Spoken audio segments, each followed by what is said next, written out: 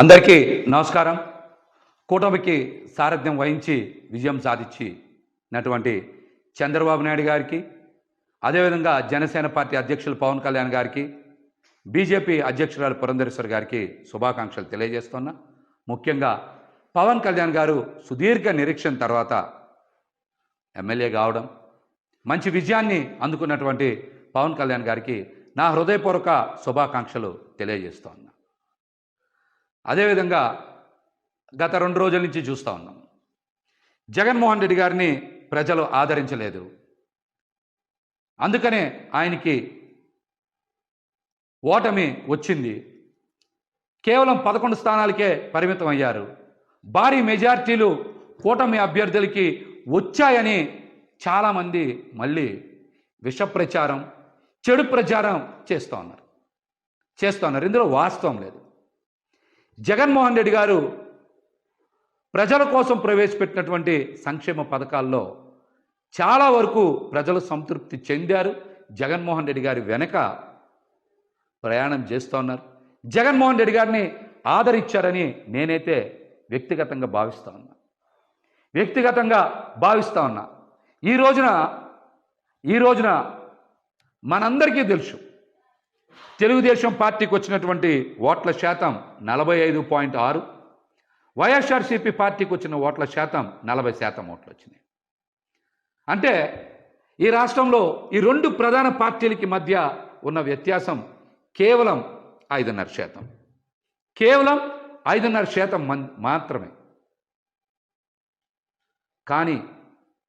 కానీ చాలామంది జగన్మోహన్ రెడ్డి గారికి ఏదో ప్రజల నుంచి ఆదరణ లభించలేదని మాట్లాడుతున్నారు. ఇది కరెక్ట్ కాదు. వైఎస్ఆర్సీపీ పార్టీ ఎలక్షనీరింగ్ చెయ్యకపోవడం వలన, నాయకుల మధ్య సమన్వయం లేకపోవడం వలన కేవలం 5,000 నుంచి 12-13,000 ఓట్ల వ్యత్యాసంతో 88 స్థానాల్ని కోల్పోయింది.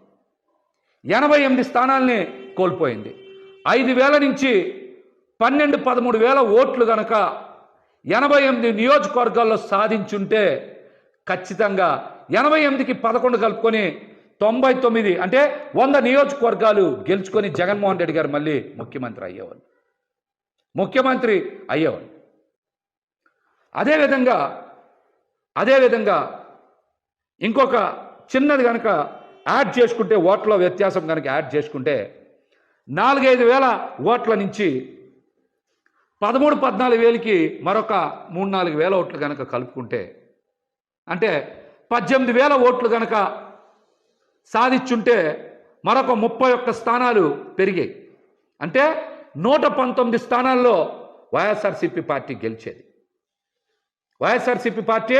గెలిచేది. ఇప్పుడున్న 11 స్థానాలు కూడా జత కలిస్తే 130 స్థానాలు అయ్యాయి. ఇది కేవలం ఎన్ని వేల ఓట్లు తేడా? 4,000 నుంచి 17,000 ఓట్లు తేడాతో వైఎస్ఆర్సీపీ పార్టీ వదిలేసుకున్నటువంటి స్థానాలు 119.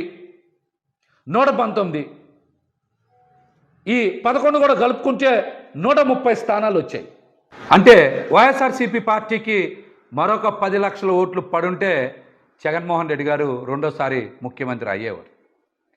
కేవలం కూటమికి వైసీపీ పార్టీకి మధ్య వ్యత్యాసం, ప్రభుత్వ ఏర్పాటుకి వ్యత్యాసం కేవలం 10 లక్షల ఓట్లు మాత్రమే. కానీ దీన్ని భూతద్దంలో చూపించి విష ప్రచారం చేయాలని చూస్తూ ఉన్నారు. ఈ కుట్రలు ఎక్కువ రోజులు కొనసాగవని కూడా తెలియజేస్తా ఉన్నా.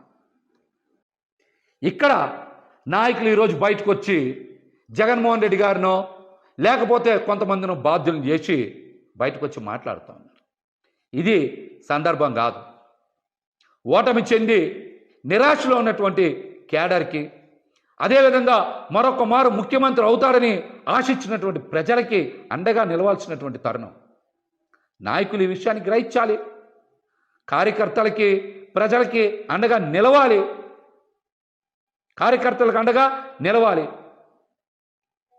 అద్భుతమైన ప్రచారం చేసి అన్ని వనరులు సమకూర్చిన తర్వాత కూడా ఓటమికి కారణం నాయకుల మధ్య సమన్వయం లేకపోవడం. రెండోది, ఖచ్చితంగా ఎలక్షనీరింగ్ చేయడంలో పార్టీ కొంత వెనకబడింది అనేటువంటి అంశం నాకైతే స్పష్టంగా కనబడుతుంది. ఇది నా వ్యక్తిగత అభిప్రాయం.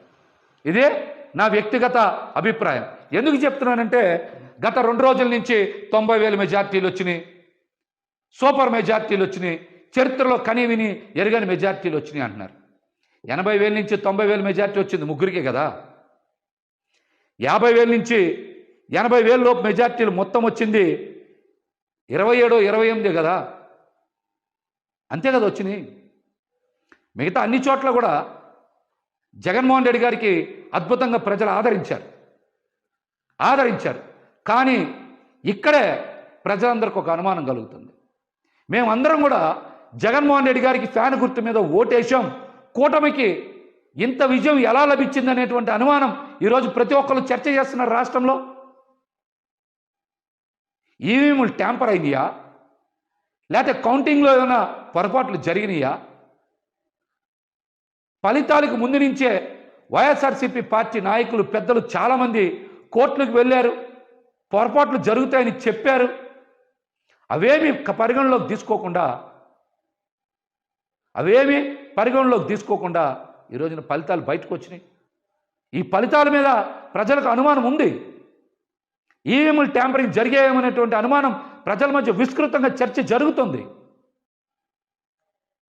కొన్ని చోట్ల మనం చూసాం, ఒక్కొక్క ఈవీఎం మిషన్లు లెక్క పెట్టలేదంటే ఇందాక నేను చెప్పే కదా, 4-5 చోట్ల 4-5 ఈవీఎం మిషన్లు కనుక సరిగ్గా లెక్కింపు చేయకపోతే 4,000 ఓట్లు 5,000 ఓట్లు పోతే. Please subscribe .news.